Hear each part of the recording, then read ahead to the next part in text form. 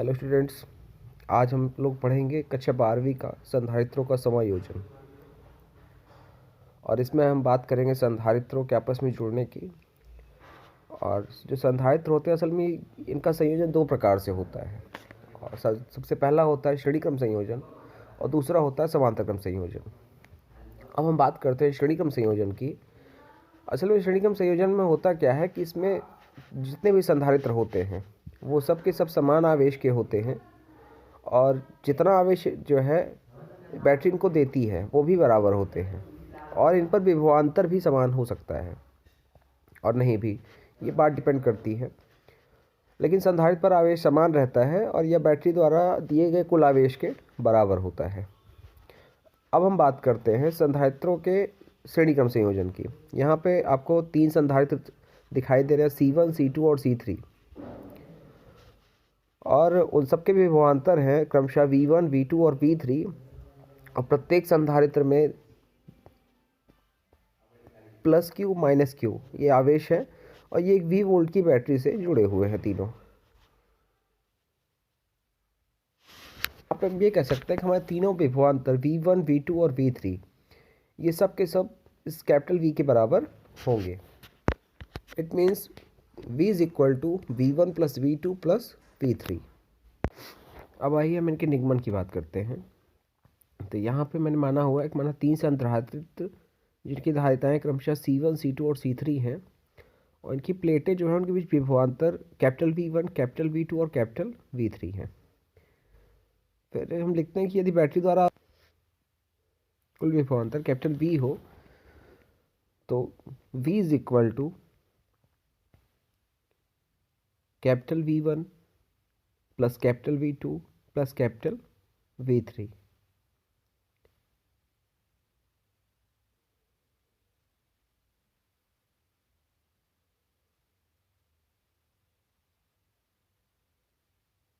और इसको हम समीकरण संख्या 1 मान लेते हैं।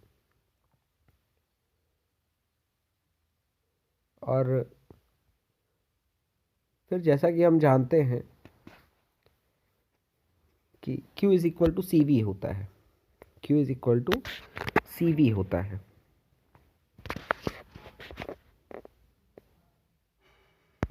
और यहाँ से हम कैपिटल V की वैल्यू निकालते हैं जो कि आती है Q अपान C। और ठीक इसी प्रकार हम कैपिटल V1 की वैल्यू निकालेंगे तो वो वैल्यू आएगी हमारी Q1 अपान C, sorry Q upon C1। और जो हमारी V2 की वैल्यू आएगी वो आएगी Q अपान C2, क्योंकि जैसा कि हमने पहले ही कहा कि यहाँ पे आवेश सबके बराबर है तो Q अपान C2। फिर हम यहाँ पे V3 की वैल्यू निकालते हैं तो V3 की वैल्यू जो आती है ये आती है Q अपान C3। अब हम करते क्या है, हम ये V1, V2 और V3 की वैल्यू को उठा के समीकरण 1 में रख देते हैं। और समीकरण 1 में रखने के बाद हमें कुछ इस प्रकार का नया समीकरण प्राप्त होता है।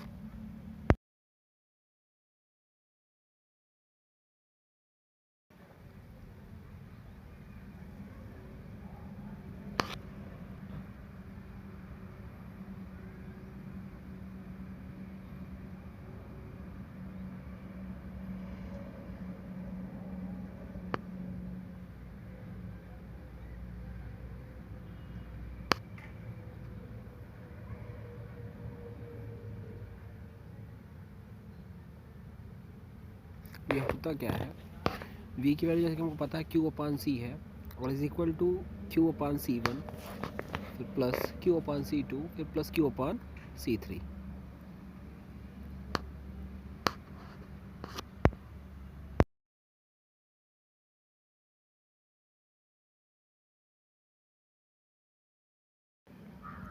और इसके बाद हम करते क्या है, लेफ़्ट साइड को तो हम ऐसे ही एज यूजुअल नोट कर लेते हैं और राइट साइड में हम लोग Q को कॉमन कर लेते हैं। तो वैल्यू हमारी आती है 1 अपान C1 प्लस 1 अपान C2 फिर आता है प्लस 1 अपान C3। तो ब्रैकेट को हम लोग बंद करते हैं और Q से Q को कैंसिल कर देते हैं, चूँकि ये दोनों साइड अवेलेबल है। और जैसे हमको पता है कि अगर दोनों साइड सेम क्वांटिटी होती है, सेम गुणांक होते हैं, सेम संख्याएं होती हैं, तो हम उनको आपस में कैंसिल आउट कर देते हैं।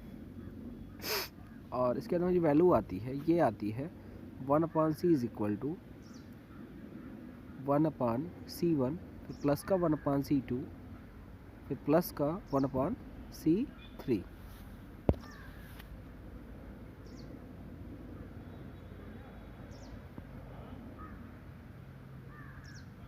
और ये हमारा संधारित्रों के समायोजन का श्रेणी क्रम,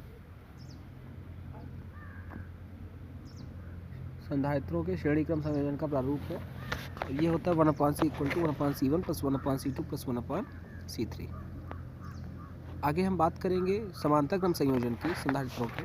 है कि विद्युत परिपथ में एक बिंदु से दूसरे बिंदु तक गमन करने वाले दो या दो से अधिक स्वतंत्र पथों में जुड़े हुए संधारित्र दिए गए बिंदुओं के लिए समांतर क्रम में कहलाते हैं। जैसा कि अगर एक से दूसरे बिंदु तक हम किसी विद्युत परिपथ में जा रहे हैं और वहाँ तक पहुँचने के लिए हमारे पास दो या दो से अधिक रास्ते हैं, तो ये होता क्या है, ये होता है समांतर क्रम संयोजन।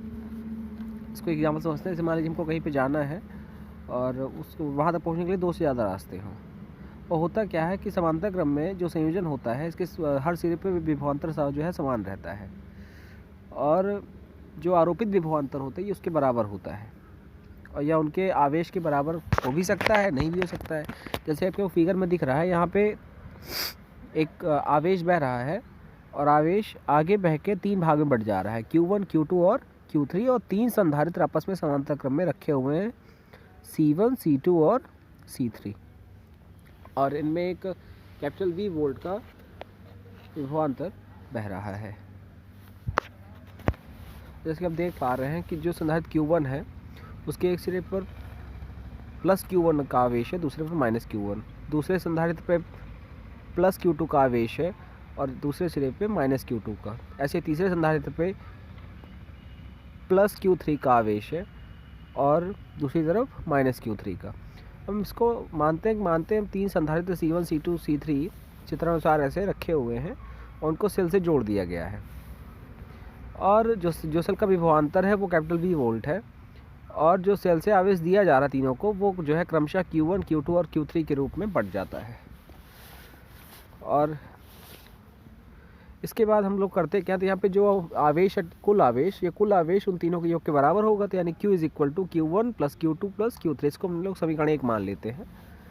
और समीकरण 1 मानने के बाद जैसे हमको पता है Q is equal to CV होता है, Q equal to CV, Q1 equal to C1V, Q2 equal to C2V और Q3 इक्वल टू C3V, और फिर Q3 equal to C3 capital V।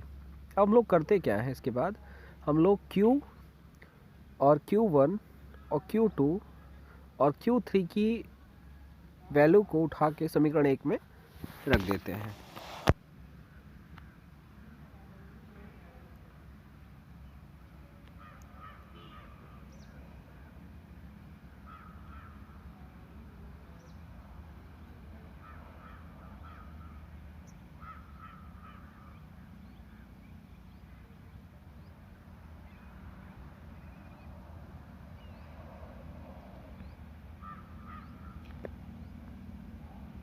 अब जब हम इसके मानों को रख देते हैं तो वैल्यू क्या आती है, CV इक्वल टू C1V फिर प्लस C2V प्लस C3V।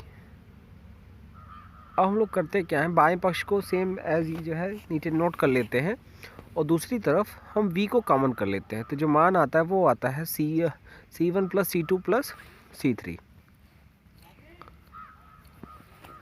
उसके बाद V से V कैंसिल हो जाता है और जो संधारित्रों के समायोजन का जो समांतर क्रम संयोजन है ये आ जाता है C is equal to C1 plus C2 plus C3।